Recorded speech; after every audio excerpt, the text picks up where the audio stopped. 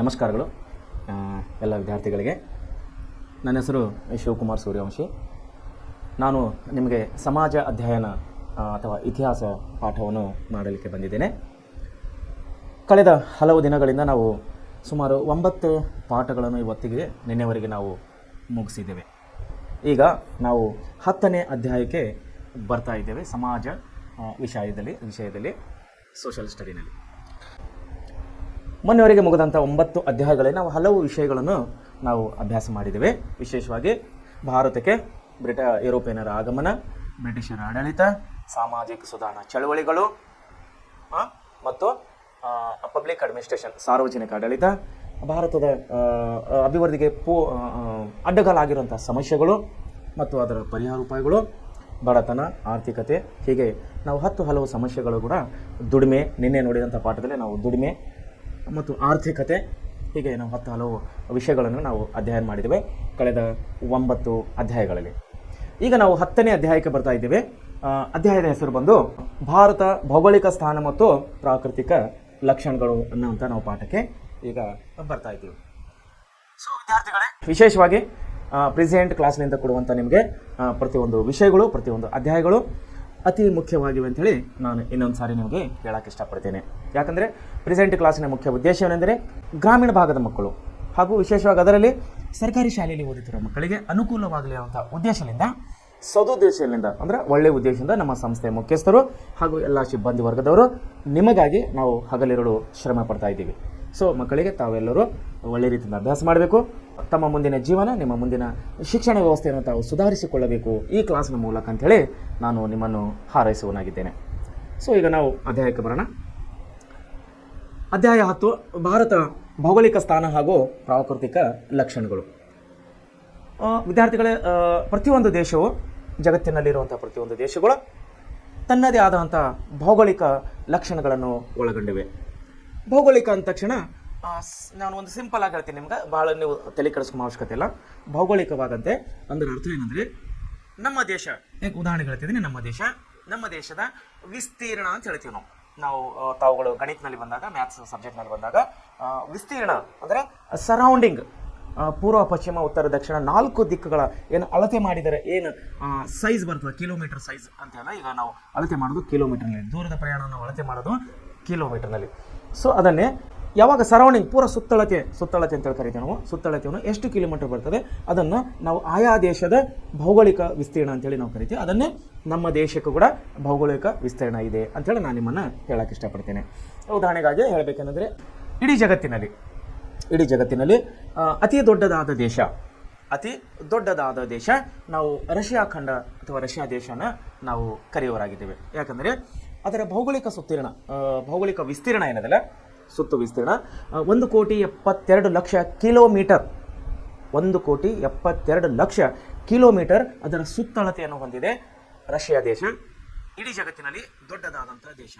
ಆದರೆ ಅಲ್ಲಿ ಜನಸಂಖ್ಯೆ ನೋಡಿದರೆ ತುಂಬ ಕಡಿಮೆ ಇದೆ. ಕೇವಲ ಐ ಥಿಂಕ್ 14 ಕೋಟಿ ಅನ್ಕೋತೀನಿ. 14 ಕೋಟಿ ಜನಸಂಖ್ಯೆ ರಷ್ಯಾ ದೇಶ ಹೊಂದಿದರೆ, ಇಡೀ ಜಗತ್ತಿನಲ್ಲಿ ದೊಡ್ಡದಾದಂಥ ವಿಸ್ತೀರ್ಣದಲ್ಲಿ ದೊಡ್ಡದಾದಂಥ ದೇಶ ಯಾವುದೇ ಇದ್ದರೆ ಅದು ರಷ್ಯಾ ದೇಶ. ಭೌಗೋಳಿಕವಾಗಿ ಅತಿ ದೊಡ್ಡದಾದಂಥ ದೇಶ ರಷ್ಯಾ ದೇಶ.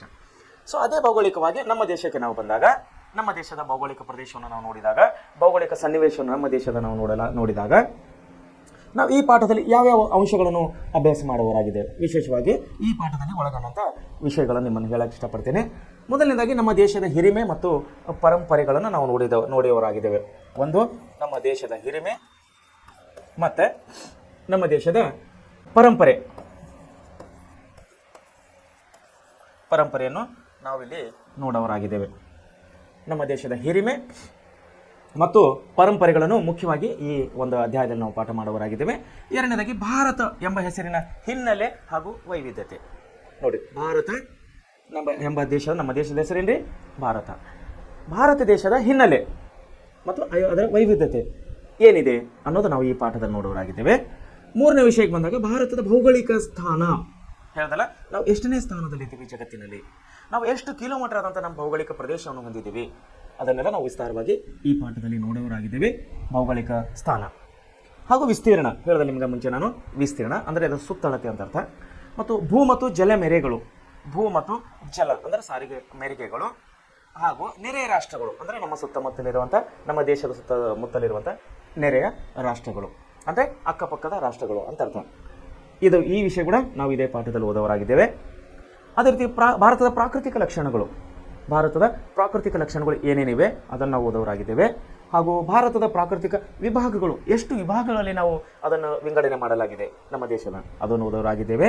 ಹಾಗೂ ಎತ್ತರವಾದ ಪರ್ವತಗಳು ನಮ್ಮ ದೇಶದಲ್ಲಿ ಎತ್ತರವಾದ ಪರ್ವತಗಳು ಯಾವ್ಯಾವಿವೆ, ಬೆಟ್ಟಗಳು ಯಾವ್ಯಾವಿವೆ, ಮೈದಾನಗಳು ಯಾವ್ಯಾವಿವೆ ಹಾಗೂ ಕರಾವಳಿ ಪ್ರದೇಶ ಯಾವ್ಯಾವಿವೆ ಇವೆಲ್ಲವನ್ನು ನಾವು ಈ ಒಂದು 10ನೇ ಅಧ್ಯಾಯದಲ್ಲಿ ನೋಡೋರಾಗಿದ್ದೇವೆ. ಈಗ ಮೊದಲನೇದಾಗಿ ನಾವು ನೋಡೋದು ನಮ್ಮ ದೇಶದ ಹಿರಿಮೆ ಮತ್ತು ಪರಂಪರೆ. ಇದರ ಬಗ್ಗೆ ನಾವು ಈಗ ಅಭ್ಯಾಸ ಮಾಡುವವರಾಗಿದ್ದೇವೆ. ವಿದ್ಯಾರ್ಥಿಗಳೇ, ಪ್ರತಿಯೊಂದು ದೇಶವು ತನ್ನದೇ ಆದಂಥ ಹಿರಿಮೆಯನ್ನು ಹೊಂದಿರುತ್ತದೆ. ವಿದ್ಯಾರ್ಥಿಗಳೇ, ಪ್ರತಿಯೊಂದು ದೇಶವು ತನ್ನದೇ ಆದಂಥ ಹಿರಿಮೆಯನ್ನು ಹೊಂದಿರುತ್ತದೆ. ಹಿರಿಮೆ ಅಂದರೆ ಮಹಿಮೆ ಅಂತ ಅರ್ಥ. ಹಿರಿಮೆ ಅಂದರೆ ಮಹಿಮೆ. ನೋಡಿ, ಹಿರಿಮೆ ಅಂದರೆ ಮಹಿಮೆ ಅಂತ ಹೇಳಿ ನಾವು ಕರಿತೇವೆ. ಸೊ ನಮ್ಮ ದೇಶ ಏನು ಹಿರಿಮೆ ಹೊಂದಿದೆ ಅಂದರೆ ನಮ್ಮ ದೇಶ ಯಾವ ರೀತಿ ಮಹಿಮೆಯನ್ನು ಹೊಂದಿದೆ ಅನ್ನೋದು ಹಾಗೂ ಅದರ ಪರಂಪರೆಗಳು ಏನದರ ಪರಂಪರೆ ಇದೆ ಅನ್ನೋದು ನಾವು ಇಲ್ಲಿ ನೋಡೋರಾಗಿದ್ದೀವಿ. ಮೊದಲನೇದಾಗಿ ಸೊ ಪ್ರಾಚೀನ ಕಾಲದಿಂದಲೂ ಅಂದರೆ ಜಗತ್ತು ಹುಟ್ಟಿಲಿಂದ, ಭೂಮಿ ಆಕಾಶಗಳು ಹುಟ್ಟಿದ್ದಲಿನಿಂದ ಅಥವಾ ಮನುಷ್ಯನ ಜೀವನ ಪ್ರಾರಂಭವಾಗಿದ್ದಲಿಂದ, ಮನುಷ್ಯನು ಹುಟ್ಟಿಲ್ಲದನಿಂದ ಅದನ್ನು ನಾವು ಪ್ರಾಚೀನ ಕಾಲದಿಂದಲೂ ಅಂತೇಳಿ ಕರಿತೀವಿ. ಪ್ರಾಚೀನ ಕಾಲದಿಂದಲೂ ನಮ್ಮ ದೇಶದಲ್ಲಿ ವಿವಿಧತೆಯಲ್ಲಿ ಏಕತೆಯನ್ನು ಕಾಣಬಹುದು. ನಾನು ಬಹುಶಃ ನಿನ್ನೆ ಬೇರೆ ಬೇರೆ ಪಾಠಗಳ ವಿಷಯದಲ್ಲಿ ಬಂದಾಗ ನಾನು ಈ ವಿವಿಧತೆಯಲ್ಲಿ ಏಕತೆ ಇದರ ಅರ್ಥವನ್ನು ನಾವು ಚೆನ್ನಾಗಿ ನಿಮಗೆ ಹೇಳಿದ್ದೇನೆ.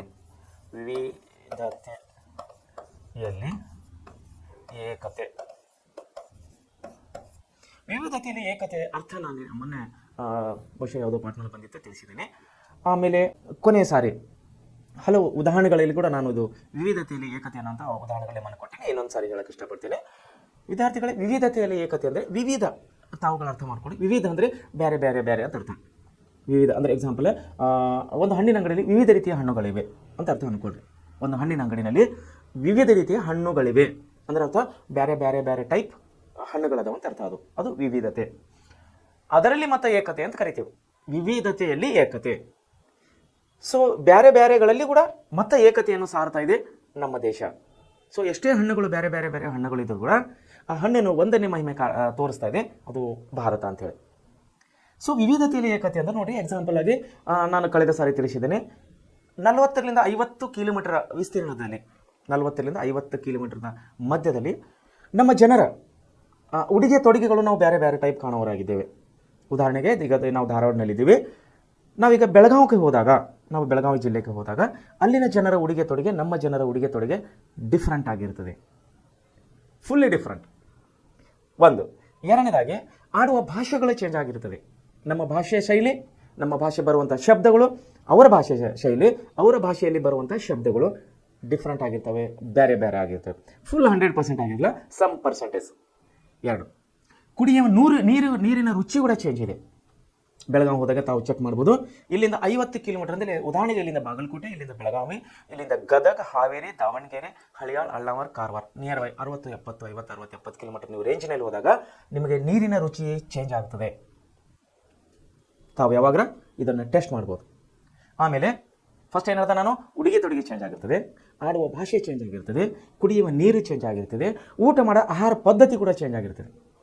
ನೋಡಿ, ಬೆಳಗಾವಿನಲ್ಲಿ ಹೋದಾಗ ಟಿಫಿನ್, ಅಲ್ಲೊಂದು ಸ್ಪೆಷಲ್ ಟಿಫಿನ್ ಇದೆ, ಮಿಸಳ್ ಹಿಂಗೆ ಏನೋ ಕೊಡ್ತಾರೆ ಮರಾಠಿನಲ್ಲಿ, ನನಗೆ ನೆನಪಿದೆ, ಮಿಸಳ್ ಅಂತ ಹೇಳಿ ಕೊಡ್ತಾರೆ. ಅಂದರೆ ಮಿಕ್ಸರ್ ಅಂತ ಇರ್ತದೆ, ಮರಾಠಿ ಭಾಷೆಯಲ್ಲಿ ಮಿಸಳ್ ಅಂತಾರೆ, ಅದನ್ನು ಮಿಕ್ಸರ್ ಅಂತ ಹೇಳಿ ನಾವು ಕರಿಬೋದು. 3-4 ವೆರೈಟಿ ಫುಡ್ ಎಲ್ಲ ಹಾಕಿ ಮಿಕ್ಸ್ ಮಾಡಿ ಕೊಡ್ತಾರೆ, ಅದನ್ನು ಮಿಸಳ್ ಅಂತಾರೆ. ಅದೇ ಮಿಸಳ್ ನಾವೀಗ ಧಾರವಾಡನಲ್ಲಿ ಇಲ್ಲ, ನಮ್ಮ ಕಡೆ ಇಲ್ಲ. ಬೆಳಗಾವಿಯಿಂದ ಇನ್ನೂ ಸ್ವಲ್ಪ ಒಂದು 50-60 kilometre near by Nippani, Kagwad, Maharashtra border ಹೋದರೆ ಅಲ್ಲಿ ವಡಾಪಾವುಗಳು ತಿಂತಾರೆ. ನಮ್ಮ ಕಡೆ ಇದೆ ಧಾರವಾಡನಲ್ಲಿ, ಬಟ್ ಕಡಿಮೆ. ಅಲ್ಲಿ ಸಿಕ್ಕಾಪಟ್ಟೆ ವಡಾಪಾವುಗಳು. ಇವನ್ ಬೆಳಗಾವಿನಲ್ಲಿ ಕೂಡ ವಡಾಪಾವ್ ತುಂಬ ಜಾಸ್ತಿ ಇದೆ. 2. ಆಮೇಲೆ ಇದೇ ನಾವು ಗದಗಿಗೆ ಹೋದಾಗ ಅಥವಾ ಇದೇ ನಾವು ಬಾಗಲಕೋಟೆ, ಬಿಜಾಪುರಕ್ಕೆ ಹೋದಾಗ ಆಹಾರ ಪದ್ಧತಿ ತುಂಬ ಡಿಫ್ರೆನ್ಸ್. ಅಲ್ಲಿ ರೊಟ್ಟಿ ಸ್ಪೆಷಲ್. ಇಲ್ಲಿ ಬಾಗಲಕೋಟೆ ಮತ್ತು ಬಿಜಾಪುರನಲ್ಲಿ ರೊಟ್ಟಿ ನಾವು ತುಂಬ ಕಾಣುವರಾಗಿದ್ದೇವೆ. ಇದೆ ಧಾರವಾಡನಲ್ಲಿ ಕೂಡ ಇದೆ, ಇಲ್ಲಂತಿಲ್ಲ. ಬಟ್ ಇಲ್ಲಿಕ್ಕಿಂತ ಜಾಸ್ತಿ ರೊಟ್ಟಿ ನಾವು ಅಲ್ಲಿ ಕಾಣುವರಾಗಿದ್ದೇವೆ. ಸ್ಪೆಷಲ್ ಅದರ ಹೆಸರು ಇದೆ ಬಿಜಾಪುರ ಬಿಳಿಜಾಳು ರೊಟ್ಟಿ ಅಂತೇಳಿ. ನಾವು ಧಾರವಾಡನಲ್ಲೂ ಕೂಡ ಕಾಣುವರಾಗಿದೆ ಕೆಲವೊಂದು ಹೋಟೆಲ್ಗಳು ಬಿಜಾಪುರ ಸ್ಪೆಷಲ್ ರೊಟ್ಟಿ ಖಾನಾವಳಿ ಅಂತೇಳಿ. ಅಂದರೆ ಅರ್ಥ ಏನಂದರೆ 50-60 ಕಿಲೋಮೀಟರ್ 70 ಕಿಲೋಮೀಟರ್ ರೇಂಜಿನಲ್ಲಿ ನಾವು ಹೋದಾಗ ಜನರ ಆಡು ಭಾಷೆ ಚೇಂಜ್ ಆಗಿರ್ತದೆ, ಜನರ ಉಡುಗೆ ತೊಡುಗೆ ಚೇಂಜ್ ಆಗಿರ್ತದೆ, ಜನರ ಆಹಾರ ಪದ್ಧತಿ ಚೇಂಜ್ ಆಗಿರ್ತದೆ, ನೀರಿನ ರುಚಿ ಚೇಂಜ್ ಆಗಿರ್ತದೆ. ದಟ್ ಕಾಲ್ಡ್ ವಿವಿಧತೆಯಲ್ಲಿ ಏಕತೆ. ಆದರೂ ಕೂಡ ಇಷ್ಟೆಲ್ಲ ಚೇಂಜಸ್ ಇದ್ದರೂ ಕೂಡ ವಿ ಆರ್ ಕರ್ನಾಟಕ್ಸ್, ವಿ ಆರ್ ಕನ್ನಡಿಗ, ನಾವೆಲ್ಲರೂ ಕನ್ನಡಿಗರು, ವಿ ಆರ್ ಇಂಡಿಯನ್ಸ್, ನಾವೆಲ್ಲರೂ ಭಾರತೀಯರು. ಎಲ್ಲರಿಗೆ ಏನು ಎಂಥ ಭಾವನೆ ಇದೆ? ನಾವೆಲ್ಲರೂ ಭಾರತೀಯರು, ನಾವು ಭಾರತ ದೇಶದ ಪ್ರಜೆಗಳು, ನಾವು ಕನ್ನಡಿಗರು, ನಾವು ಕನ್ನಡ ತಾಯಿಯ ಮಕ್ಕಳು. ಇದು ಒಂದು ಭಾವನೆ ಇದೆ. ವಿವಿಧತೆಯಲ್ಲಿ ಏಕತೆ ಅಂದರೆ ವಿವಿಧ ನಾವು ವೆರೈಟಿ ನಾವು ಫುಡ್ಡು, ಕ್ಲಾತ್ಸ್, ಬಟ್ಟೆ, ನೀರು ಎಲ್ಲ ನಾವು ಬೇರೆ ಬೇರೆ ಟೈಪ್ ಕಾಣಿದ್ರು ಕೂಡ ನಾವು ಇರೋದು ಮಾತ್ರ ಭಾರತೀಯರಾಗಿ, ಕನ್ನಡಿಗರಾಗಿ. ಸೊ ಇದನ್ನು ವಿವಿಧತೆಯಲ್ಲಿ ಏಕತೆ ಅಂತೇಳಿ ನಾವು ಕರಿತೀವಿ. ವಿದ್ಯಾರ್ಥಿಗಳು ತಾವು ಲಕ್ಷಿಟ್ಟು ಒಳ್ಳೆ ರೀತಿಯಿಂದ ಇದನ್ನು ನೆನಪಿಟ್ಕೋಬೇಕಂತೇಳಿ ನಾನು ರಿಕ್ವೆಸ್ಟ್ ಮಾಡ್ತೀನಿ ನಿಮಗೆ. ವಿವಿಧತೆಯಲ್ಲಿ ಏಕತೆ. ಸೊ ಪ್ರಾಚೀನ ಕಾಲದಿಂದಲೂ ನಮ್ಮ ದೇಶದಲ್ಲಿ ವಿವಿಧತೆ ಏಕತೆಯನ್ನು ನಾವು ಕಾಣುವರಾಗಿದ್ದೇವೆ.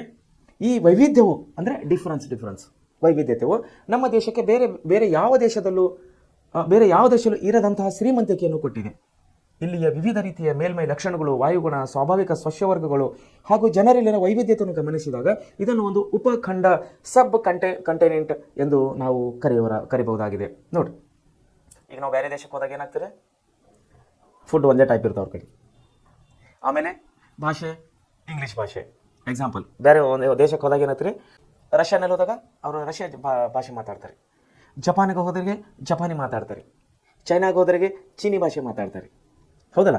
ಸೊ ಆಯಾ ದೇಶಕ್ಕೆ ಹೋದಾಗ ಅವ್ರದ್ದೇ ಆದಂಥ ಒಂದು ಸಿಂಬಾಲ್ ಇದೆ, ಲ್ಯಾಂಗ್ವೇಜ್. ಚೀನಾ ದೇಶ ಚೀನಿ ಭಾಷೆ, ಜಪಾನ್ ದೇಶ ಜಪಾನಿ ಭಾಷೆ, ಜರ್ಮನಿ ದೇಶ ಜರ್ಮನಿ ಭಾಷೆ, ಅಮೆರಿಕಾ ಇಂಗ್ಲೀಷ್ ಭಾಷೆ, ಲಂಡನ್ ಬ್ರಿಟಿಷ್ ಇಂಗ್ಲೀಷ್ ಭಾಷೆ, ಹೌದಲ್ಲ? ರಷ್ಯಾ ಬಂದರೆ ರಷ್ಯನ್ ಲ್ಯಾಂಗ್ವೇಜ್, ಇಟಾಲಿಗೆ ಹೋದರೆ ರೋಮನ್ ಲ್ಯಾಂಗ್ವೇಜ್, ರೋಮ್ ಭಾಷೆ. ಸೊ ಈ ರೀತಿ ನಾವೇನು ಕಾಣ್ತಾ ಇದ್ದೀವಲ್ಲ, ಅವರಿಗೆ ಒಂದೇ ಆದಂಥ ಒಂದು ಸಿಂಬಾಲ್ ಇದೆ. ಅದು ನಮ್ಮ ದೇಶಕ್ಕೆ ಬಂದಾಗ ಹಿಂದೂಸ್ತಾನ್ ಅಂತ ನಾವು ಕರೆದಾಗ ಹಿಂದಿ ಭಾಷೆ ಅಂತ ನಾವು ಕರಿಬಹುದು. ಭಾರತ ಅಂತ ಕರೆದಾಗ ಅಥವಾ ಇಂಡಿಯಾ ಅಂತ ಕರೆದಾಗ ಯಾವ ಭಾಷೆಯಿಂದ ಐಡೆಂಟಿಫೈ ಮಾಡ್ತೀರಿ? ಹಿಂದಿ ಅಂತೀರೋ, ಕನ್ನಡ ಅಂತೀರೋ, ಮರಾಠಿ ಅಂತೀರೋ, ತೆಲುಗು, ತಮಿಳು, ತುಳು, ಒರಿಸ್ಸಾ ಭಾಷೆ, ಮೇಘಾಲಯ, ಮಣಿಪುರ, ಗುಜರಾತ್, ಪಂಜಾಬಿ ಭಾಷೆ, ಯಾವ ಭಾಷೆಯಿಂದ ಐಡೆಂಟಿಫೈ ಮಾಡೋದು ನಾವು? ಸೊ ವಿವಿಧತೆಯಲ್ಲಿ ಏಕತೆ. ಸೊ ಇದನ್ನು ನಾವು ಬಂದಾಗ ಏನಾಗ್ತದೆ ಅಂದರೆ, ಇದನ್ನು ನಾವೆಲ್ಲ ನೋಡಿದಾಗ ಇಲ್ಲಿನ ಸಸ್ಯವರ್ಗ, ಇಲ್ಲಿನ ಊಟ ಪದ್ಧತಿ, ಆಮೇಲೆ ಸ್ವಾಭಾವಿಕ ಲಕ್ಷಣಗಳು, ಭೂಮಿ ಮೇಲೆ ಇರುವಂಥ ಎಲ್ಲ ವೈವಿಧ್ಯತೆಗಳು ನಾವು ಗಮನಿಸಿದಾಗ ಇದೊಂದು ದೇಶ ಅಲ್ಲ, ಇದೊಂದು ಉಪಖಂಡ ಅಂತೇಳಿ ನಾವು ಕರೆಯಬಹುದಾಗಿದೆ. ಯಾಕಂದರೆ ನಮ್ಮ ದೇಶ ಇರುವುದು ಇವಾಗ ಯಾವ ಖಂಡದಲ್ಲಿ? ಏಷ್ಯಾ ಖಂಡದಲ್ಲಿ. ಜಗತ್ತಿನಲ್ಲಿ ಎಷ್ಟು ಖಂಡಗಳಿವೆ? 7 ಖಂಡಗಳು. ಜಗತ್ತಿನಲ್ಲಿ ಎಷ್ಟು ಸಮುದ್ರಗಳಿವೆ? 7 ಸಮುದ್ರಗಳು. ಜಗತ್ತಿನಲ್ಲಿ ಎಷ್ಟು ದಿನಗಳಿವೆ? 7 ದಿನಗಳು.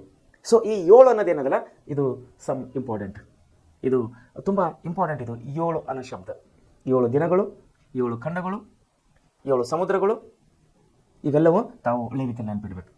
ಓಕೆ, ನಾವು ಮುಂದೆ ಪಾಠಕ್ಕೆ ಬರೋಣ. ಸೊ ಪ್ರಪಂಚದಲ್ಲಿ ಭಾರತದ ಸ್ಥಾನ, ಇಡೀ ಜಗತ್ತಿನಲ್ಲಿ ನಮ್ಮ ದೇಶ ಯಾವ ಒಂದು ಸ್ಥಾನಕ್ಕಿದೆ ಅನ್ನೋದನ್ನು ನಾವು ಈಗ ನೋಡೋರಾಗಿದ್ದೇವೆ. ಭಾರತವು ಏಷ್ಯಾ ಖಂಡದ ದಕ್ಷಿಣ ಭಾಗದಲ್ಲಿರುವ ಪರ್ಯಾಯ ದ್ವೀಪವಾಗಿದೆ. ನೋಡಿ, ಭಾರತವು ಯಾವ ಖಂಡ ಅಂತ ಹೇಳಿದೆ ನಾನು ಇಷ್ಟೊತ್ತಿಗೆ? ಏಷ್ಯಾ ಖಂಡ. ಏಷ್ಯಾ ಖಂಡದಲ್ಲಿ ಬರುವಂಥ ನಮ್ಮದೊಂದು ಪ್ರಮುಖವಾದಂಥ ದೊಡ್ಡ ದೇಶವಾಗಿದೆ. ಅದು ಎಂಥ ದ್ವೀಪವಾಗಿದೆ ಅಂತಂದರೆ ಅದು ಪರ್ಯಾಯವಾದಂಥ ದ್ವೀಪವಾಗಿದೆ. ಇದನ್ನು ಇಂಡಿಯಾ ಹಾಗೂ ಹಿಂದೂಸ್ತಾನ್ ಎಂದು ಕರೆಯುತ್ತಾರೆ. ನೋಡಿ, ನಾನು ಮುಂಚೆ ತಿಳಿದ ನಿಮಗೆ ಇಂಡಿಯಾ ಹಾಗೂ ಹಿಂದೂಸ್ತಾನ್ ಎಂಬ ಹೆಸರಿನಿಂದ ಇದನ್ನು ನಾವು ಕರೀತೇವೆ. ಹಿಂದೂಸ್ತಾನ್ ಎಂದು ಹೆಸರು ಬರಲಿಕ್ಕೆ ಅದು ಏನು ಕಾರಣ ಬಂದು ನಾನು ನಿಮಗೆ ಮುಂದೆ ತಿಳಿಸ್ತೀನಿ. ಇಂಡಿಯಾ ಎಂಬ ಹೆಸರು ಸಿಂಧೂ ನದಿಯಿಂದ ಬಳಕೆಗೆ ಬಂದಿದೆ. ನೋಡಿ, ಇಂಡಿಯಾ ಅನ್ನೋ ಶಬ್ದವು INDIA, ಇಂಡಿಯಾ ಅನ್ನೋ ಶಬ್ದವು ಸಿಂಧೂ ನದಿ, ನೋಡಿ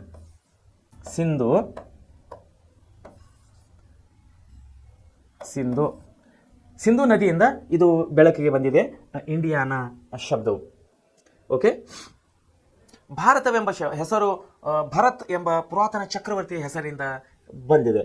ನೋಡಿ, ಭಾರತ ಹೆಸರು ಹೆಂಗೆ ಬಂದ್ರಿ? ಇದು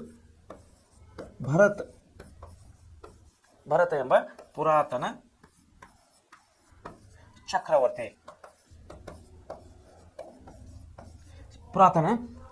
ಹೆಸರಿನಿಂದ ಭರತ ಎಂಬ ಪುರಾತನ ಚಕ್ರವರ್ತಿ ಹೆಸರಿಂದ ಭಾರತ ಎಂಬ ಹೆಸರು ಬಂದಿದೆ. ಇಂಡಿಯಾ ಹೆಂಗೆ ಬಂತ್ರಿ? ಸಿಂಧೂ ನದಿ, ನಮ್ಮ ದೇಶದಲ್ಲಿ ಸಿಂಧೂ ನದಿ ಹರಿಯುತ್ತಿರೋದ್ರಿಂದ ಇದನ್ನು ಇಂಡಿಯಾ ಅಂತ ಹೇಳಿ ಇದಕ್ಕೆ ಹೆಸರು ಬಂದಿದೆ.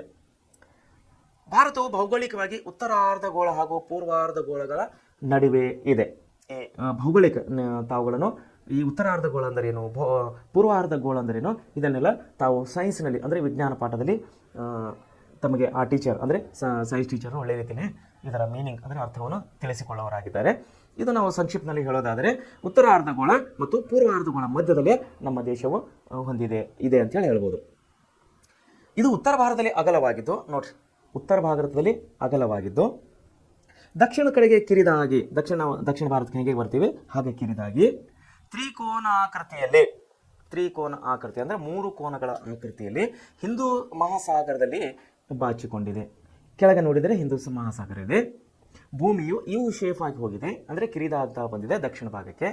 ಹೇಗೆ ಉತ್ತರಕ್ಕೆ ನಾವು ಹೋಗ್ತೀವಿ ಹಾಗಾಗಿ ಅದು ತನ್ನ ವ್ಯಾಸವನ್ನು, ತನ್ನ ವಿಸ್ತೀರ್ಣವನ್ನು ಹೆಚ್ಚಾಗ್ತಾ ಹೋಗ್ತಾ ಇದೆ ನಮ್ಮ ಭಾರತ ದೇಶದ. ಸೊ ಅದನ್ನು ಇಲ್ಲಿ ಹೆಂಗೆ ಕೊಟ್ಟಿದ್ದಾರೆ ಅಂದರೆ ತಾವು ನೋಡ್ಬೋದು. ಇಲ್ಲಿ ನೋಡ್ರಿ, ಭಾರತ ದೇಶ ಇಲ್ಲಿದೆ, ಇದು ನಮ್ಮ ಏಷ್ಯಾ ಖಂಡ ಇದೆ. ಏಷ್ಯಾ ಖಂಡದಲ್ಲಿ ಏನೇನಿದೆ ನಮ್ಮದು ಭಾರತ ದೇಶದ ಈ ಕೆಳಗಡೆ ಏನಿದೆ ಇದು ವೈಟ್ ಇದ್ದಿದ್ದು ಪೂರ ಎಲ್ಲ ನೀರಿನ ಒಂದು ಇದಾಗಿದೆ. ಇದನ್ನು ತಾವು ಇಲ್ಲಿ ನೋಡ್ಬೋದು. ಭಾರತ ಈಗ ನಿಮಗೆ ಕ್ಲೀನಾಗಿ ಕಾಣ್ತಾ ಇದೆ ಅಂತ ಅನಿಸ್ತೀನಿ ನಾನು. ಓಕೆ, ಇಲ್ಲಿ ನೋಡಿ, ಇದು ಕರಿ ಕಣದ ಕಾಣ್ತಾ ಇರೋದು ಇದು ಭಾರತ ದೇಶ. ಇಲ್ಲಿ ಸೆಂಟರ್ನಲ್ಲಿ ಭಾರತ ಅಂತ ಬರೆದಿದೆ. ಉತ್ತರ ಭಾಗ ಅಂದರೆ ಇದು ಪೂರ್ವ, ಪಶ್ಚಿಮ, ಉತ್ತರ, ದಕ್ಷಿಣ 4 ದಿಕ್ಕುಗಳು ನಾವು ಕಾಣುವರಾಗಿದೆ. ಮೊದಲನೇದಾಗಿ ಪೂರ್ವ ಅಂದರೆ ಸೂರ್ಯ ಉದಯ ಆಗೋ ಕಡೆ ನಾವು ಪೂರ್ವ ಅಂತ ಕರಿತೀವಿ. ಸೂರ್ಯ ಮುಚ್ಚೋ ಕಡೆ, ಸೂರ್ಯ ಮುಳುಗೋದ ಕಡೆ ನಾವು ಪಶ್ಚಿಮ ಅಂತ ಕರಿತೀವಿ. ಆಮೇಲೆ ಮೇಲೆ ತಲೆ ಕಡೆ ಉತ್ತರ ಅಂತ ಕರಿತೀವಿ, ಮತ್ತು ಕೆಳಗೆ ಕಾಲು ಕಡೆ ಇದನ್ನು ದಕ್ಷಿಣ ಅಂತ ನಾವು ಕರೆಯುವರಾಗಿದ್ದೇವೆ. ಸೊ ವಿದ್ಯಾರ್ಥಿಗಳೇ, ಈಗ ನಾನು ನಿಮಗೆ ಹೇಳಿದ ಹಾಗೆ ದಕ್ಷಿಣ ಭಾಗದಲ್ಲಿ ಬಂದಾಗ ತ್ರಿಕೋನ ಆಕಾರದಲ್ಲಿ, ಟ್ರಯಾಂಗಲ್ ಅಂದರೆ ತ್ರಿಕೋನ ಆಕಾರದಲ್ಲಿ ಅದರ ಆಕಾರವನ್ನು ಸಂಕ್ಷಿಪ್ತ ಆಗ್ತಾ ಬಂದಿದೆ, ಚಿಕ್ಕದಾಗ್ತಾ ಬಂದಿದೆ ಎಲ್ಲಿ ದಕ್ಷಿಣ ಭಾಗದಲ್ಲಿ. ಹಾಗೂ ನಾವು ಉತ್ತರ ಭಾರತಕ್ಕೆ ಹೋದಾಗ ಅದನ್ನು ತನ್ನ ವಿಸ್ತೀರ್ಣವನ್ನು ಹೆಚ್ಚಾಗ್ತಾ ಹೋಗಿದೆ. ನೋಡಿ, ಇಲ್ಲಿಗೆ ಈ ಪ್ರದೇಶದಿಂದ ಇಲ್ಲಿವರೆಗೆ ತಾವು ನೋಡಿದಾಗ ಉತ್ತರ ಭಾರತದಲ್ಲಿ ತನ್ನ ವಿಸ್ತೀರ್ಣವನ್ನು ಹೆಚ್ಚಾಗಿ ಹೋಗಿದೆ ನಮ್ಮ ದೇಶದ ಭೌಗೋಳಿಕ ಪ್ರದೇಶ. ಹಾಗೂ ಕೆಳಗಡೆ ಇದೇನಂದ್ರೆ 3 ಕಡೆ ಈ ಕಡೆ ಸಮುದ್ರವಿದೆ. ಅರಬ್ಬಿ ಸಮುದ್ರ, ಹಿಂದೂ ಮಹಾಸಾಗರ ಮತ್ತು ಬಂಗಾಳ ಕೊಲ್ಲಿ. 3 ಸಮುದ್ರಗಳಲ್ಲಿ ಈ ನಮ್ಮ ದಕ್ಷಿಣ ಭಾಗದ ಕೆಳ ತುದಿಯು ಪೂರ ಏನಂದರೆ ಸಮುದ್ರದಲ್ಲಿ ಇದೆ ಅಂತೇಳಿ ನಾವು ಕರಿತಾ ಇದ್ದೀವಿ. ಸೊ ಮುಂದೆ ನೋಡೋದಾದರೆ ನೋಡ್ರಿ, ಆಫ್ರಿಕಾ ಖಂಡ ಇದೆ ನಮ್ಮ ಪಕ್ಕದಲ್ಲಿ, ಉತ್ತರ ಪೆಸಿಫಿಕ್ ಸಾಗರ ಇದೆ, ಏಷ್ಯಾ ಖಂಡ ಇದೆ, ಏಷ್ಯಾ ಖಂಡದಲ್ಲಿ ನಾವಿದ್ದೀವಿ, ಅಕ್ವಿಟಾಕ್ ಇದೆ, ಕೆಳಗೆ ಆಸ್ಟ್ರೇಲಿಯಾ ಖಂಡ ಇದೆ, ಹಿಂದೂ ಮಹಾಸಾಗರವಿದೆ. ಇದೆಲ್ಲದ ಪ್ರಪಂಚ ಮತ್ತು ನಮ್ಮ ಭಾರತದ ಸ್ಥಾನವನ್ನು ಇಲ್ಲಿ ಭೂಪಟದಲ್ಲಿ ತೋರಿಸಲಾಗಿದೆ. ವಿದ್ಯಾರ್ಥಿಗಳೇ, ನಾವು ಮುಂದೆ ಬಂದಾಗ ನೋಡ್ರಿ, ಉತ್ತರ ಅರ್ಧಗೋಳ ಮತ್ತು ಯಾವುದು ಪೂರ್ವ ಅರ್ಧಗೋಳ ಮತ್ತು ಉತ್ತರ ಅರ್ಧಗೋಳಕ್ಕೆ ಮಧ್ಯದಲ್ಲಿ ಇದೆ ನಮ್ಮ ದೇಶ ಅಂತ ಹೇಳಿ ನಾವು ಭೌಗೋಳಿಕವಾಗಿ ನೋಡುವರಾಗಿದ್ದೇವೆ. ನೋಡ್ರಿ, ಇಲ್ಲಿ ಪೂರ್ವ ಅರ್ಧಗೋಳ ಇದು ಉತ್ತರ ಅರ್ಧಗೋಳ, ಎರಡರ ಮಧ್ಯದಲ್ಲಿ ನಮ್ಮ ದೇಶವನ್ನು ಇಲ್ಲಿ ಕೂಡಿಕೊಂಡಿದೆ. ಆಮೇಲೆ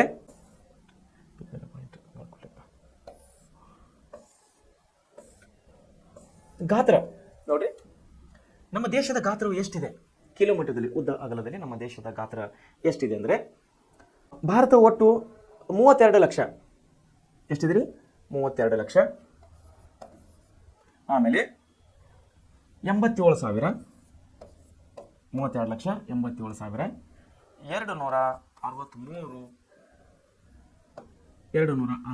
ಅಂದರೆ 32.87 ಲಕ್ಷ ಚದುರ ಕಿಲೋಮೀಟರ್ಗಳು ವಿಸ್ತಾರವಾಗಿದೆ. ಅಂದರೆ 32,87,263 ಕಿಲೋಮೀಟರ್. ಇದನ್ನು ಕಿಲೋಮೀಟರ್ ಅಂತೇಳಿ ನಾವು ಕರೆಯುವರಾಗಿದ್ದೇವೆ. ಕಿಲೋಮೀಟರ್ ಇದರ ವಿಸ್ತೀರ್ಣವಾಗಿದೆ. ಭೂಕ್ಷೇತ್ರದ ದೃಷ್ಟಿಯಿಂದ ಅಂದರೆ ಭೂಮಿಯ ಕ್ಷೇತ್ರದ ದೃಷ್ಟಿಯಿಂದ ನಾನು ನೋಡಿದಾಗ ಇದು ಪ್ರಪಂಚದ 7ನೇ ದೊಡ್ಡ ರಾಷ್ಟ್ರವಾಗಿದೆ. ನಮ್ಮ ಭಾರತ ಎಷ್ಟನೇ ದೊಡ್ಡ ರಾಷ್ಟ್ರ ಆಗಿದೆ ರೀ?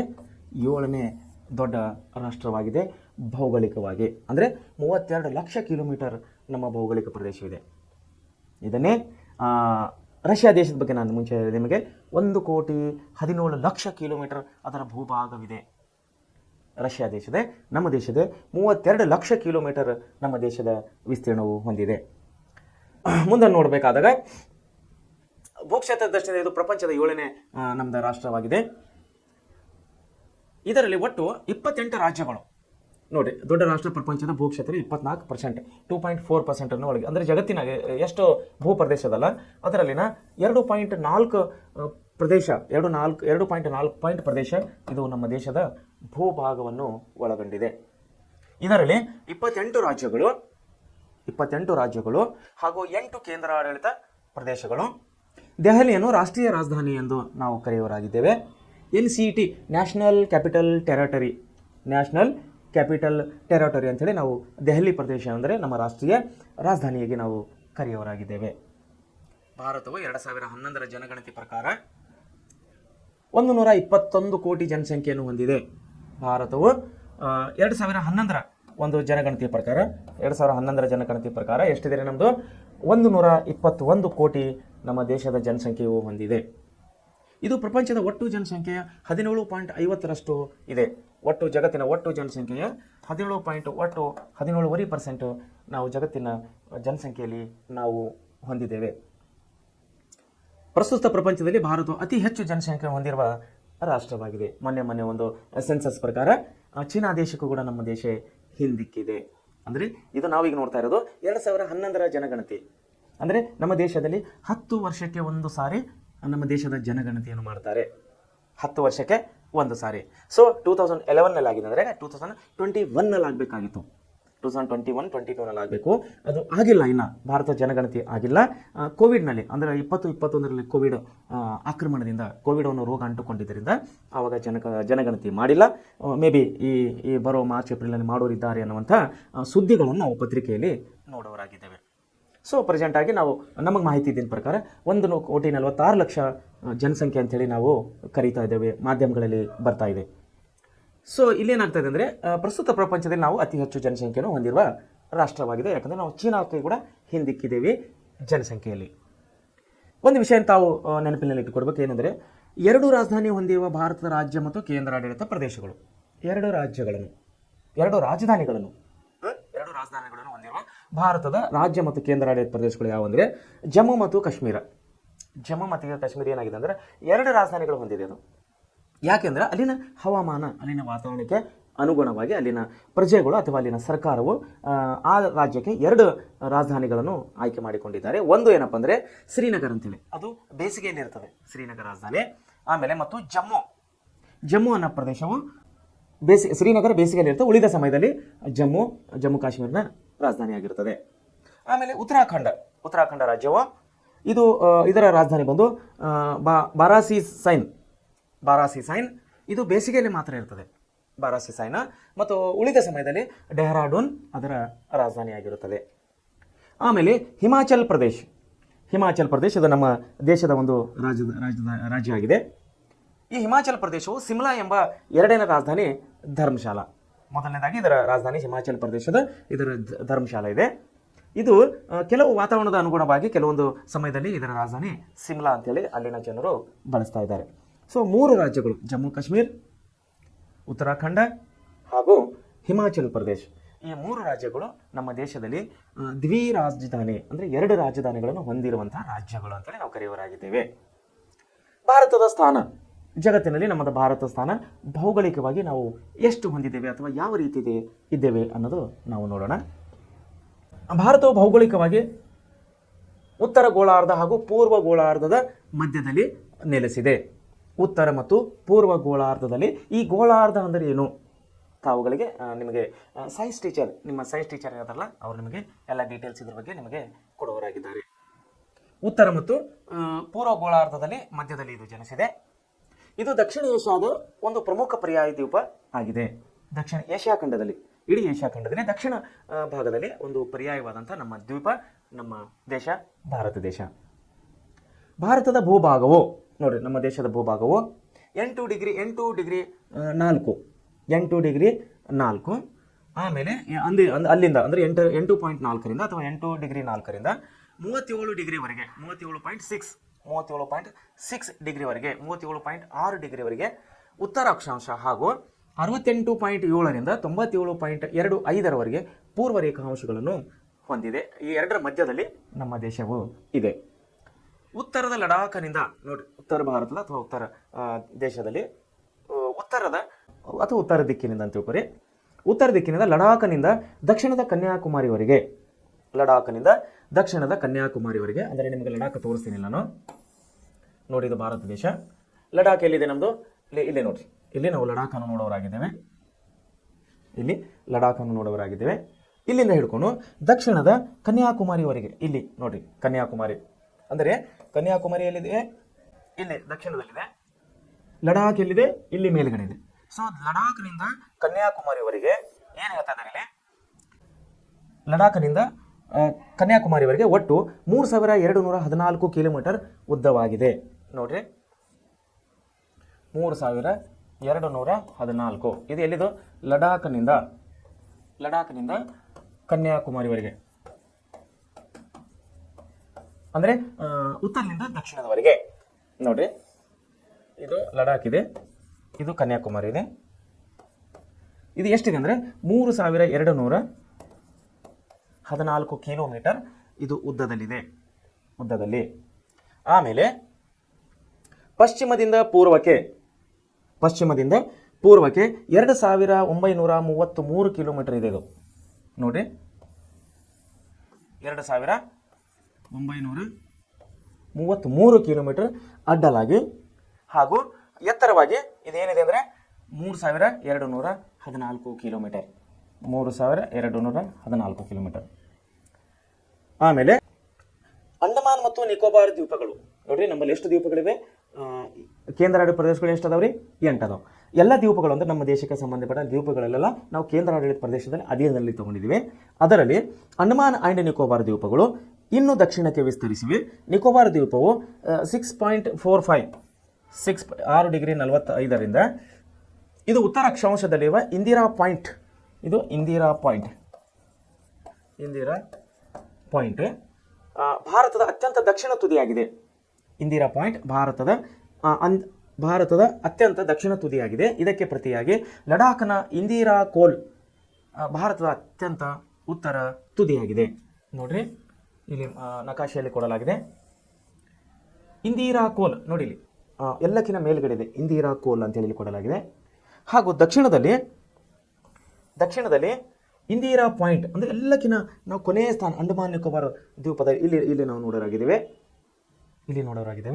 ಇದು ಇಂದಿರಾ ಪಾಯಿಂಟ್ ನಮ್ಮ ದೇಶದ ದಕ್ಷಿಣ ಭಾಗದಲ್ಲಿ ಕೊನೆಯ ಪಾಯಿಂಟ್. ಇದು ಅಂದರೆ ಕೊನೆಯ ಕೊನೆಯ ಭೂಭಾಗ ಅಂತ ನಾವು ಕರೆಯುವುದು.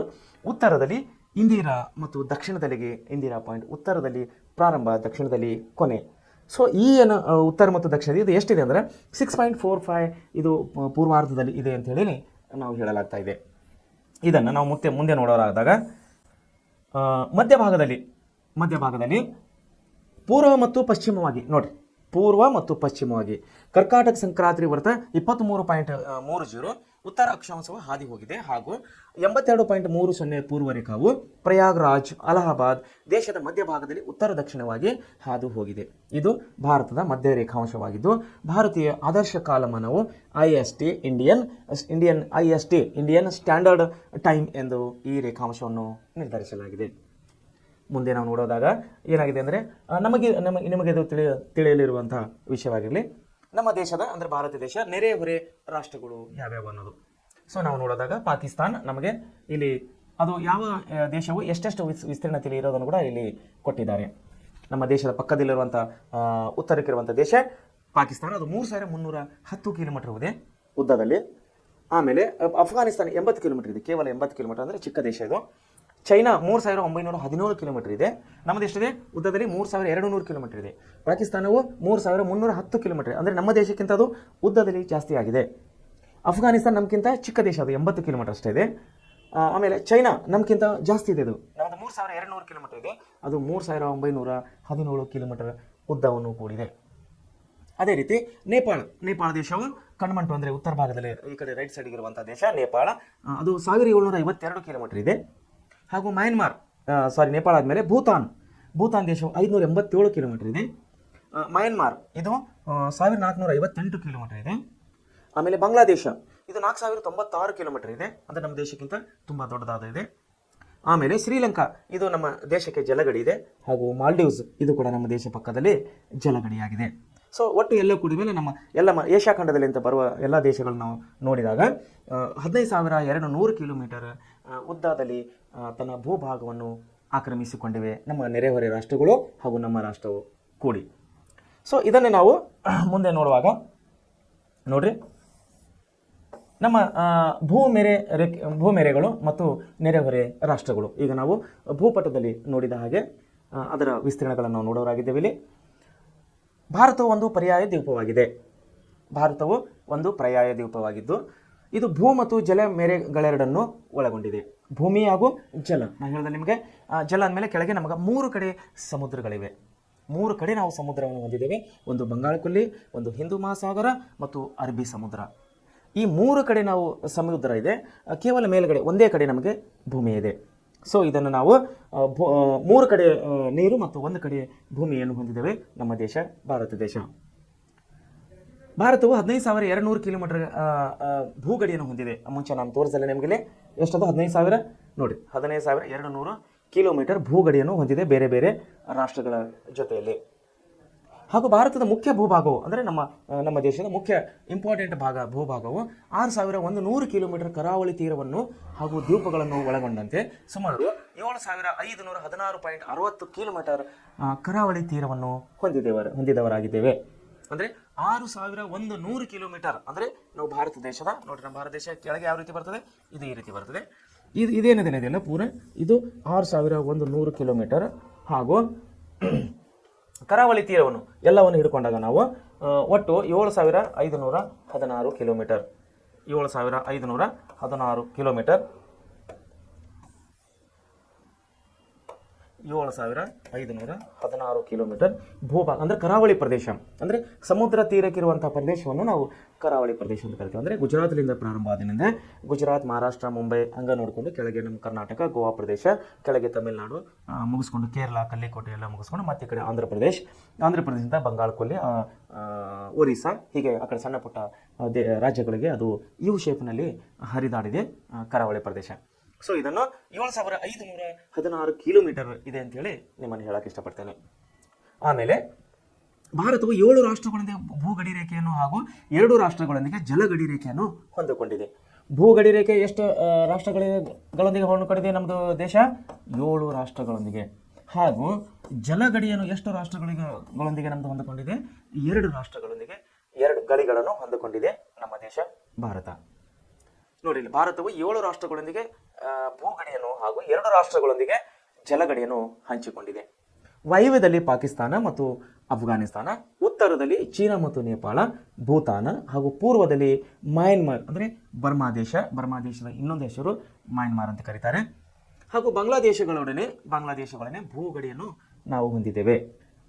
ಇದಲ್ಲದೆ ದೇಶದ ದಕ್ಷಿಣದಲ್ಲಿರುವ ಅಂದರೆ ನಮ್ಮ ದೇಶದ ದಕ್ಷಿಣ ಭಾಗದಲ್ಲಿರುವಂತಹ ಶ್ರೀಲಂಕಾ ಹಾಗೂ ನೈಋತ್ಯದಲ್ಲಿರುವಂತಹ ಮಾಲ್ಡೀವ್ಸ್ ದ್ವೀಪಗಳು ಭಾರತದೊಂದಿಗೆ ಜಲಗಡಿಯನ್ನು ಹೊಂದಿದ್ದು ಇವು ಸಹ ಭಾರತದ ನೆರೆ ರಾಷ್ಟ್ರಗಳಾಗಿವೆ.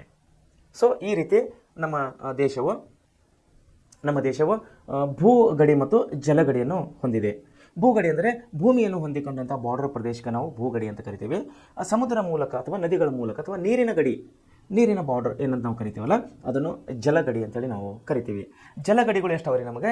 2 ಅದಾವ್ರಿ. ಒಂದು ಶ್ರೀಲಂಕಾ ಮತ್ತು ಮಾಲ್ಡೀವ್ಸ್ ದ್ವೀಪಗಳು. ಹಾಗೂ ಭೂಗಡಿ ನಮ್ಮದು 7 ದೇಶಗಳೊಂದಿಗೆ ನಮ್ಮ ದೇಶದ ಭೂಗಡಿಯನ್ನು ನಾವು ಹೊಂದಿದ್ದೇವೆ. ಸೊ ಇಂಥ ಒಂದು ವಿಶಾಲವಾದಂಥ ದೇಶ ನಮ್ಮ ಭಾರತ ದೇಶ. ಮೊದಲಿಗೆ ನಮ್ಮ ಭಾರತ ದೇಶಕ್ಕೆ ಏನಂತ ಕರಿತಾ ಇದ್ರು? ಇಂಡಿಯಾ. ಆ್ಯಕ್ಚುಲಿ ನಮ್ಮ ಭಾರತ ದೇಶ ಹಳೆಯ ಹೆಸರು ಭಾರತ ದೇಶಕ್ಕೆ ಭಾರತ ಅಂತ ಯಾಕೆ ಹೆಸರು ಬಂತು? ಭರತ ಎಂಬ ಪುರಾತನ ಚಕ್ರವರ್ತಿಯ ಹೆಸರಿನಿಂದ ನಮ್ಮ ದೇಶಕ್ಕೆ ಭಾರತ ಅಂತ ಹೆಸರು ಬಂತು. ಬ್ರಿಟಿಷರು ನಮ್ಮ ದೇಶಕ್ಕೆ ಬಂದಾಗ ಅವರು ಏನಂತ ಹೆಸರಿಟ್ಟರು? ನಮ್ಮ ಭಾರತ ದೇಶ ಹೆಸರು ಇಂಡಿಯಾ ಯಾಕಂತ ಕರೆದು ನಮ್ಮ ದೇಶಕ್ಕಂದ್ರೆ ಸಿಂಧು ನದಿ ಅದಕ್ಕೆ ಕಾರಣ.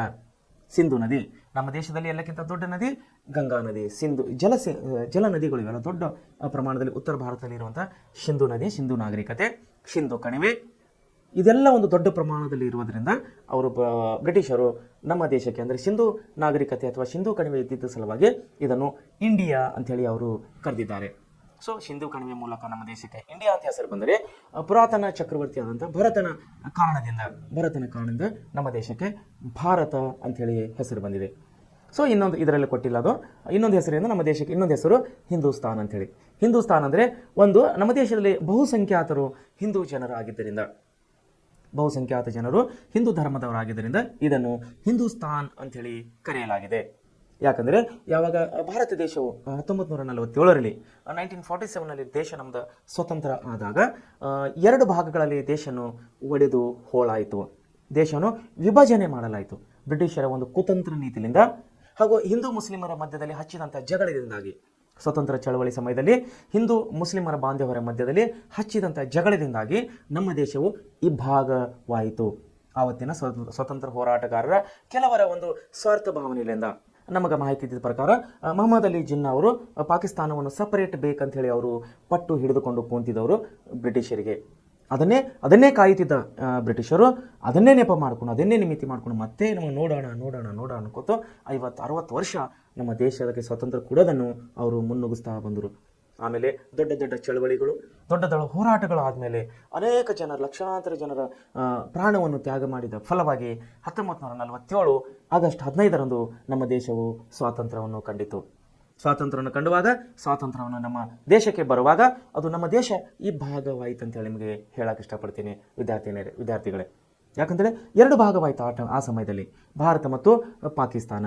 ಸೊ ಭಾರತಕ್ಕೆ ಆವತ್ತಿನ ಕಾಲದಲ್ಲಿ ಹಿಂದೂಸ್ತಾನ್ ಅಂತ ಹೇಳಿ ಕೂಡ ಕರಿತಾ ಇದ್ದರು. ಸೊ ಭಾರತದ ಹೆಸರು ಇಂಡಿಯಾ ಅಲ್ಲದೆ, ಭಾರತ ಅಲ್ಲದೆ ಹಿಂದೂಸ್ತಾನ್ ಕೂಡ ನಮ್ಮ ದೇಶದ ಇನ್ನೊಂದು ಹೆಸರಾಗಿದೆ. ಹಿಂದೂಸ್ತಾನ್ ಅಂದರೆ ನಮ್ಮ ದೇಶದಲ್ಲಿ ಬಹುಸಂಖ್ಯಾತರು ಹಿಂದೂ ಧರ್ಮದವರು ವಾಸಿಸುವುದರಿಂದ, ಹಿಂದೂ ಧರ್ಮದವರ ದೇಶವಾಗಿದ್ದರಿಂದ, ಹಿಂದೂ ಧರ್ಮವು ಬಹುಸಂಖ್ಯಾತವಾಗಿದ್ದರಿಂದ ಇದನ್ನು ಹಿಂದೂಸ್ತಾನ್ ಅಂತ ಹೇಳಿ ಕರೆದರು. ಪಾಕಿಸ್ತಾನಕ್ಕೆ ಅಲ್ಲಿ ಮುಸ್ಲಿಂ ಜನಸಂಖ್ಯೆಯರು, ಮುಸಲ್ಮಾನರು ಬಾಂಧವರು ಆ ಕಡೆ ಶಿಫ್ಟ್ ಆಗಿದ್ದರಿಂದ, ಅಂದರೆ ಭಾರತದ ಸ್ವತಂತ್ರ ಸಮಯದಲ್ಲಿ ಬ್ರಿಟಿಷರು ಆಫರ್ ಕೊಟ್ಟಿದ್ದರು, ಹೌದಪ್ಪ ನಿಮಗೆ ಇವರು ಮೊಹಮ್ಮದ್ ಅಲಿ ಜಿನ್ನಾ ಅವರು ಹಾಗೂ ಮಹಾತ್ಮ ಗಾಂಧೀಜಿಯವರು, ನಮ್ಮ ದೇಶದ ಮುಖಂಡರು, ಎಲ್ಲ ಸ್ವತಂತ್ರ ಹೋರಾಟಗಾರರ ಚಳವಳಿಗಾರರು ಏನು ಮಾಡ್ತಾಯಿದ್ರು, ಬೇಡ ಒಂದೇ ದೇಶ ಒಂದೇ ಆಗಿರೋಣ ಅಂತೇಳಿ ತುಂಬ ಪ್ರಯತ್ನ ಪಟ್ಟಿದ್ದವರು. ಆದರೆ ಒಂದು ಕಪಟ ಛಲ, ಅವರದೊಂದು ನಿಸ್ವಾರ್ಥ ಒಂದು ಆಶೆ ಅಂತೇಳಿ ಕರಿಬೋದು. ಯಾರ್ದು? ಮೊಹಮ್ಮದ್ ಅಲಿ ಜಿನ್ನಾ ಅವ್ರದ್ದು. ಅವ್ರು ಏನು ಮಾಡಿದ್ರು, ಇಲ್ಲ ನನಗೆ ಪಾಕಿಸ್ತಾನ ಬೇರೆ ಬೇಕು, ನಾವು ಹಿಂದೂಸ್ತಾನ ನಿಮ್ಮ ಮಧ್ಯದಲ್ಲಿ ನಾವು ಇರಲಿಕ್ಕೆ ಇಷ್ಟಪಡೋದಿಲ್ಲ, ನಮ್ಮ ದೇಶ ನಮಗೊಂದು ಬೇರೆ ಕೊಡ್ರಿ ಅಂಥೇಳಿ ಅವರು ಪಟ್ಟು ಹಿಡ್ಕೊಂಡು ಕೂತಿದ್ದರು ಮೊಹಮ್ಮದ್ ಅಲಿ ಜಿನ್ನಾ ಅವರು. ಉದ್ದೇಶ ಏನಾಗಿತ್ತಂದರೆ ಅವರು ದೇಶದ ಪ್ರಧಾನಮಂತ್ರಿ ಆಗ್ತೀನಿ ಅಂತೇಳಿ ಒಂದು ಆಫರ್ ಇಟ್ಟಿದ್ರು ಅನ್ನೋಂಥ ಕೆಲವೊಂದು ಮೂಲಗಳಲ್ಲಿ, ಕೆಲವೊಂದು ಪತ್ರಿಕೆಗಳಲ್ಲಿ ನಾವು ನೋಡಿದ್ದೇವೆ. ಅಂದರೆ ಒಂದು ವೇಳೆ ಭಾರತ ಪಾಕಿಸ್ತಾನ ಇಬ್ಬಾಗ ಆಗೋದು ಬೇಡ, ಆದರೆ ಅಖಂಡ ಭಾರತ ಆದರೆ ಅದರ ಪ್ರಧಾನಮಂತ್ರಿಯು ನಾನಾಗುತ್ತೇನೆ ಅಂತೇಳಿ ಮೊಹಮ್ಮದ್ ಅಲಿ ಜಿನ್ನಾ ಅವರು ಪಟ್ಟು ಹಿಡಿದಿದ್ರೆ, ಇಲ್ಲಿರುವಂಥ ಇನ್ನಿತರ ಚಳವಳಿಗಾರರು, ಇನ್ನಿತರ ಸ್ವತಂತ್ರ ಹೋರಾಟಗಾರರು ಅವರ ಒಂದು ಬೇಡಿಕೆಯನ್ನು ಒಪ್ಪದೇ ಹೋದರು. ಇಂಥ ಒಂದು ಸಂದಿಗ್ಧ ಸ್ಥಿತಿಯಲ್ಲಿ ಬ್ರಿಟಿಷರು ಏನು ಮಾಡೋದು, ಆಯ್ತಪ್ಪ ನೀವು ಪಾಕಿಸ್ತಾನ, ನೀವು ಈ ಮುಸಲ್ಮಾನರು ಈ ಕಡೆ ಹೋಗ್ಬಿಡ್ರಿ, ಹಿಂದೂಸ್ತಾನದವ್ರು ನೀವು ಇಲ್ಲೇ ಉಳ್ಕೊಂಡ್ಬಿಡ್ರಿ, ನೀವು ಹಿಂದೂಸ್ತಾನ ನೀವು ಪಾಕಿಸ್ತಾನ ಅಂತೇಳಿ ದೇಶವನ್ನು ಅದೇ ಸಮಯದಲ್ಲಿ ಇಬ್ಬಾಗ ಮಾಡಿದರು. ಆವಾಗಲಿಂದ ನಮ್ಮ ದೇಶಕ್ಕೆ ಒಂದು ಇಂಡಿಯಾ ಅಂತ ಹೆಸರು ಬಂತು, ಸಿಂಧೂ ನದಿಯ ಕಾರಣದಿಂದಾಗಿ. ಹಾಗೂ ಪುರಾತನ ಚಕ್ರವರ್ತಿ ಭರತನ ಹೆಸರಿಂದ ನಮ್ಮ ದೇಶಕ್ಕೆ ಭಾರತ ಅಂತ ಹೆಸರು ಬಂತು. ಹಾಗೂ ಭಾರತ ದೇಶದಲ್ಲಿ ಅಸಂಖ್ಯಾತ ಅಂದರೆ ಬಹುಸಂಖ್ಯಾತರು ಹಿಂದೂ ಜನ ವಾಸಿಸ್ತಿರೋದ್ರಿಂದ ಇದಕ್ಕೆ ಹಿಂದೂಸ್ತಾನ ಅಂತ ಹೇಳಿ ಕರೀತಾರೆ. ಸೊ ಇದನ್ನು ನಾವು ಹಿಂದೂಸ್ತಾನ್ ಅಂದರೆ ನಮ್ಮ ಭಾರತ ದೇಶದ ಭೌಗೋಳಿಕವಾಗಿ ಇವತ್ತಿನ ನಾವು ಪಾಠದಲ್ಲಿ ಅಭ್ಯಾಸ ಮಾಡಿದ್ದೇವೆ. ನಾಳೆ ಪಾಠದಲ್ಲಿ ನಾವು ಪ್ರಾಕೃತಿಕ ವಿಭಾಗಗಳು ಅನ್ನುವಂಥ ಪಾಠಕ್ಕೆ ನಾವು ಹೋಗೋವರಾಗಿದ್ದೇವೆ. ಒಂದು ವಿಷಯನ ತಾವು ನೆನಪಿನಲ್ಲಿಟ್ಟಬೇಕು, ಏನಂತಂದರೆ ಭಾರತ ಮತ್ತು ಪಾಕಿಸ್ತಾನದ ನಡುವೆ ಇರುವ ಗಡಿ ರೇಖೆಗೆ ನಾವು ರ್ಯಾಡ್ ಕ್ಲಿಪ್ ಅಂತ ಹೇಳಿ ಕರಿತೀವಿ. ಇದು ತುಂಬ ಇಂಪಾರ್ಟೆಂಟ್ ಅಂತ ವಿಷಯ, ತಾವು ನೆನಪಿಡಬೇಕು ವಿದ್ಯಾರ್ಥಿಗಳೇ. ಭಾರತ ಮತ್ತು ಪಾಕಿಸ್ತಾನದ ನಡುವೆ ಇರುವಂಥ ಗಡಿ ರೇಖೆಯನ್ನು ನಾವು ರ್ಯಾಡ್ ಕ್ಲಿಪ್ ಅಂತ ಕರಿತೀವಿ. ಭಾರತ ಮತ್ತು ಚೀನಾದ ನಡುವೆ ಇರುವ ಗಡಿ ರೇಖೆಗೆ ಮ್ಯಾಕ್ ಮೊಹನ್ ಅಂತೇಳಿ ಕರಿತೀವಿ, ಮ್ಯಾಕ್ ಮೊಹನ್. ಆಮೇಲೆ ಭಾರತ ಮತ್ತು ಅಫ್ಘಾನಿಸ್ತಾನ ನಡುವೆ ಇರುವ ಗಡಿ ರೇಖೆಗೆ ನಾವು ಡೂರ್ಯಾಂಡ್ ಅಂತೇಳಿ ಕರಿತೀವಿ, ಡೂರ್ಯಾಂಡ್ ಅಂತೇಳಿ ನಾವು ಕರಿತೀವಿ, ಡೂರ್ಯಾಂಡ್ ಲೈನ್ ಅಂತೇಳಿ ಇಂಗ್ಲೀಷ್ನಲ್ಲಿ. ಮ್ಯಾಕ್ ಹೋಮ್ ಲೈನ್ ಅಂತೇಳಿ ಭಾರತ ಮತ್ತು ಚೀನಾ ಮಧ್ಯದಲ್ಲಿ ಇರುವಂಥ ಗಡಿಗೆ ನಾವು ಕರಿತೇವೆ. ಹಾಗೂ ಭಾರತ ಮತ್ತು ಪಾಕಿಸ್ತಾನ ನಡುವೆ ಇರುವ ನಾವು ಗಡಿ ರೇಖೆಗೆ ರ್ಯಾಡ್ ಕ್ಲಿಪ್ ಲೈನ್ ಅಂತೇಳಿ ಕರೆಯೋರಾಗಿದ್ದೇವೆ. ಸೊ ಈ 3 ಲೈನ್ಗಳನ್ನು ತಾವು ನೆನಪಿನಲ್ಲಿಟ್ಟುಕೋಬೇಕು ಅಂಥೇಳಿ ನಾನು ಕೇಳ್ಕೊಳ್ತಿದ್ದೇನೆ. ಸೊ ವಿದ್ಯಾರ್ಥಿಗಳೇ, ಇವತ್ತಿನ ಪಾಠವನ್ನು ಇಲ್ಲಿಗೆ ನಿಲ್ಲಿಸ್ತಾ ಇದ್ದೀನಿ. ನಮಸ್ಕಾರಗಳು.